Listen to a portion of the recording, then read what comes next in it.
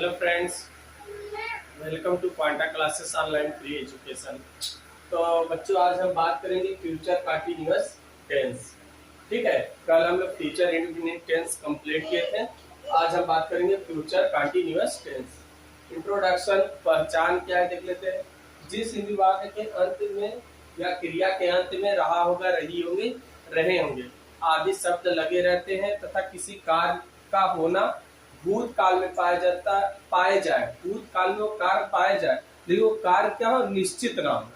मतलब निश्चित ना हो, मतलब उसके कार्य का निश्चित या अनिश्चित होना वो ना पाया जाए। ठीक है, कोई कार्य इसमें होगा भूतकाल में, ये होना तो बताएगा, लेकिन कार्य का निश्चित अनिश्चित होना ये नहीं बताता है। ठीक है, तो ऐसे टेंस को क्या करते हैं, फ्यूचर कंटिन्यूअस टेंस करते हैं। इसके लास्ट में रहा होगा, रही होगी, रहा होगा या रहे होंगे आदि शब्द लगे रहते हैं। ठीक है, अफर्मेटिव सेंटेंस क्या करता है, एक वचन करता, मतलब सिंगुलर सब्जेक्ट के साथ मतलब आई और वी के साथ, आई और वी के साथ शैल बी, आई और वी के साथ शैल बी, आई और वी के साथ शैल बी, तथा शेष कर्ताओं के साथ, चाहे वो सिंगुलर हो या प्लूरल हो, उससे मतलब नहीं है। चलिए आई और वी को छोड़ दे, शेष कर्ताओं के साथ विल का प्रयोग करते हैं। शेष कर्ता, शेष कर्ताओं के साथ विल वी का प्रयोग करते हैं। अगर आई और वी के साथ शैल बी, शेष कर्ताओं के साथ विल बी का प्रयोग करते हैं। अगर वाक्य के बीच में अवश्य और ऐसे शब्द आ जाए तो ये चीज पलट जाता है, ये इधर लगने लगता है, आई बी के साथ विल बी, और शेष कर्ताओं के साथ शैल बी इधर लगने लगता है, पलट जाता है जब अवश्य शब्द आते हैं। ठीक, एक एग्जाम्पल नहीं है इसमें, मैं अपने भाई को पत्र लिख रहा हूँगा, मैं अपने भाई को पत्र लिख रहा हूँगा या एक पत्र लिख रहा हूँगा। तो आई के साथ क्या लगता है, शैल बी। तो यहाँ पर सब्जेक्ट क्या लेंगे, आई, आई माने मैं, आई माने मैं, और आई के साथ क्या लगेगा, shall be, shall be, I shall B, shall be subject में सहायक क्रिया। उसके बाद लिख रहा हूँगा, लिखना पीछे से बनाएंगे, ट्रांसलेट करेंगे, राइटिंग, राइटिंग, राइटिंग माने लिख रहा हूँगा। अ लेटर, अ लेटर, अपने भाई को, to my brother, to my brother, I shall be writing a letter to my brother. ठीक, ऐसे आप लोग अदर एग्जाम्पल भी ले सकते हैं। दूसरा एग्जाम्पल हम आप लोग को करके दिखा दे रहे हैं। ठीक है, नेगेटिव सेंटेंस भी दिखाएंगे, दूसरा कैसे लगेगा कि नेगेटिव आएगा, शैल नॉट बी का प्रयोग करेंगे ना। ठीक है, आइए नेक्स्ट स्टेप देखते हैं।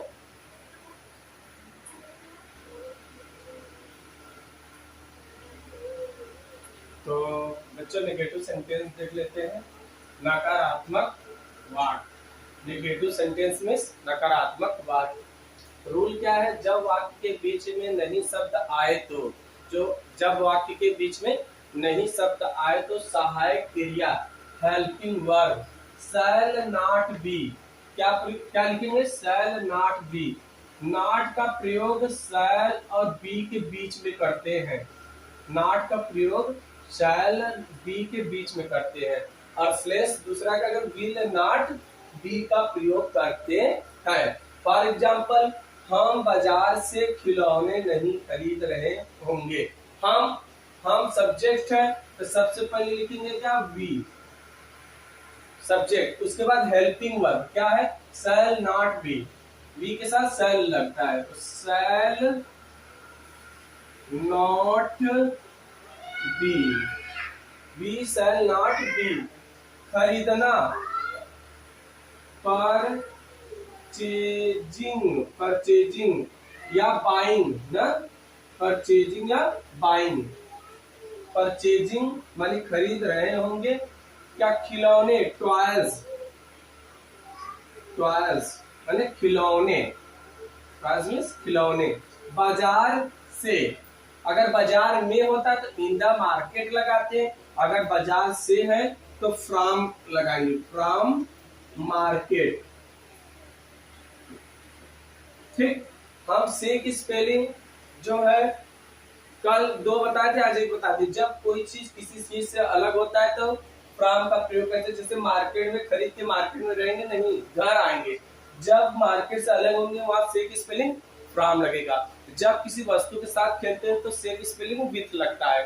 ठीक, और जब किसी साधन से जाते हैं, जैसे कार हो गया, ट्रेन हो गया, तब बस हो गया, तब बाई का प्रयोग करते हैं। ठीक है, तो आप लोग से की स्पेलिंग ध्यान देंगे तब क्या लगेगा। ठीक, आगे देखते हैं।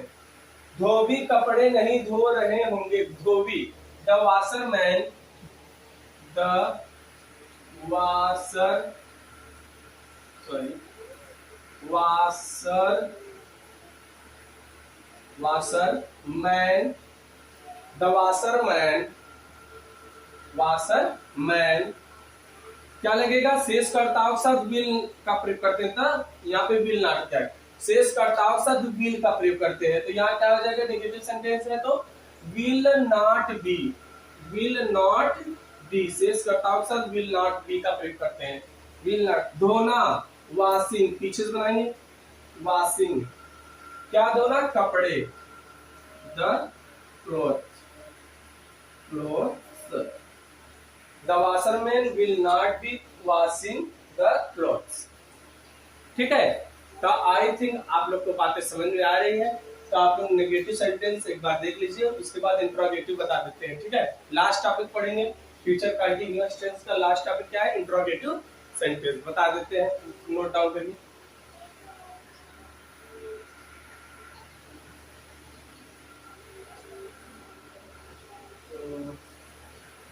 तो बच्चों लास्ट टॉपिक पढ़ते हैं interrogative sentence. Interrogative sentence, sentence last topic पढ़ते हैं प्रश्नवाचक वाक्य, प्रश्नवाचक वाक्य, इंट्रोगेटिव सेंटेंस। क्या होते हैं इंट्रोगेटिव सेंटेंस, देख लेते हैं स्ट्रक्चर। जब क्या से प्रारंभ होता है बच्चा, हेल्पिंग वर्ब सबसे पहले, क्वेश्चन वर्ड नहीं लगाते, हेल्पिंग वर्ब मतलब इसकी सहायक क्रिया।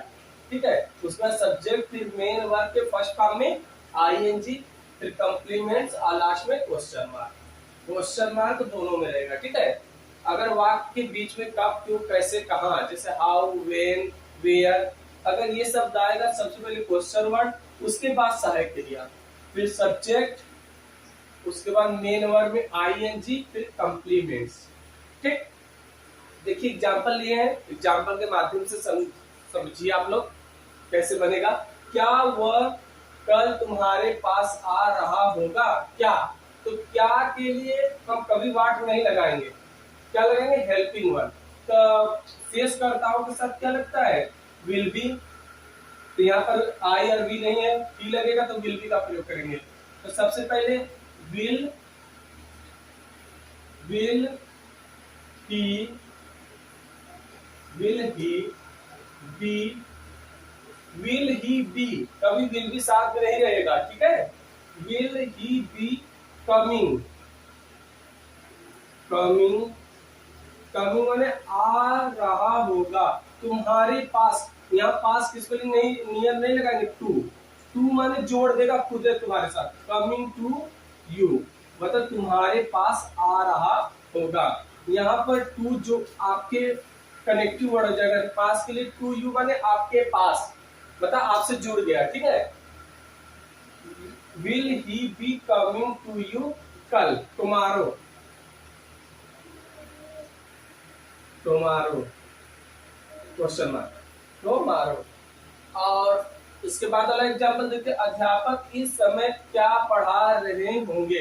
देखिए एक एग्जाम्पल हम क्या वाला बीच में रख के कर रहे हैं। ठीक है, ये आपको बातें समझ में आए। जब क्या से चालू होता है तो हेल्पिंग वर्ब का प्रयोग करते हैं, जब क्या बीच में आता है तो इसके स्पेलिंग वर्ड लिखते हैं, जब बीच में आएगा तो क्वेश्चन वर्ड लिखते हैं, क्या से चालू होगा तो हेल्पिंग वर्ब लिखते हैं। ठीक है, क्वेश्चन वर्ड क्या लिखते हैं, क्या के लिए, वाट, क्या लगाएंगे, वाट विल, देशकर्ताएं हैं, द टीचर बी, विल भी साथ में नहीं होता ना, विल द टीचर बी, अगर नॉट होता है तो नॉट यहाँ पे लग जाता, will the teacher not be, ठीक, दोनों के बीच में लगता है जब नेगेटिव आता है।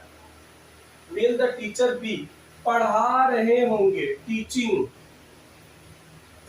टीचिंग माने पढ़ा रहे होंगे। What will the teacher be teaching, मतलब टीचर क्या पढ़ा रहे होंगे इस समय, एट दिस टाइम, उस समय। तो ये हो गया एग्जाम्पल 2, ठीक है।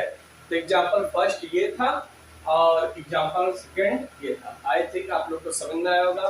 अगर समझ में आ रहा है तो हमारे चैनल को लाइक और सब्सक्राइब करना ना भूले। अगर चैनल पर नए हैं तो सब्सक्राइब और लाइक करके जितनी भी वीडियो हमने अभी तक अपलोड की उसको देखिए। आप लोग जो बातें ना समझ आए उसे कमेंट करके बताइए, ठीक है। गुड लक बच्चों।